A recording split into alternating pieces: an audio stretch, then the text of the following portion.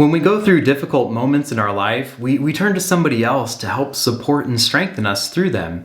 We don't just go to anybody random, but instead we go to somebody who's a trusted friend or a family member, somebody who we could say will hold us in their gentle hands and hearts in those moments where we feel fragile, who will support us until the moment we feel ready to go back to our normal way of life.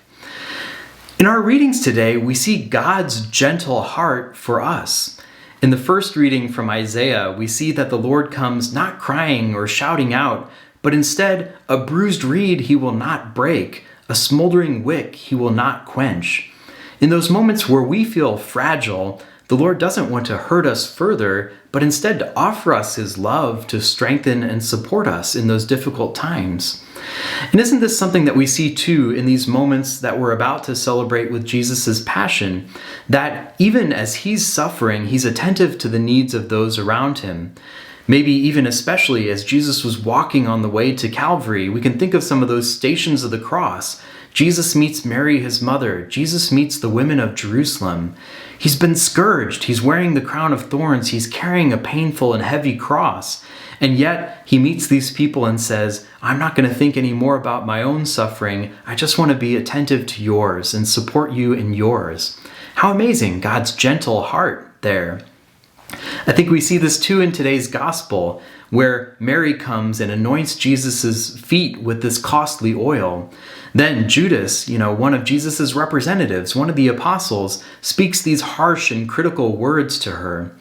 But Jesus comes back, protecting Mary and defending her as he says to Judas, leave her alone. Let this be for my burial. As a way of saying to Mary, I appreciate this great act of love that you've made for me. I thank you for it. I don't want you to feel like you've done something wrong. Doesn't that speak so well of Jesus' tender and gentle heart for Mary? In our human relationships, when somebody has supported us through our struggles, isn't it true that we want to support them through their difficult moments too? Not because we're kind of keeping some sort of tally of who's been supporting the other person more, but instead because we've seen the goodness of their heart and we want to protect it so that it doesn't suffer. So we want to support them in their difficult moments. And I think thinking about all of these things is something that can really help us in this moment as we're going through this time of Holy Week. Two things we can do. One, to offer to the Lord all of our difficulties, to offer him our fragile moments, and let him in his gentleness of heart support and strengthen us to experience that love that he has for us. And then a second thing that we can do, as we see Jesus walking through his own suffering, that we can have compassion on his suffering, knowing his goodness and love, that we don't want to see him suffer.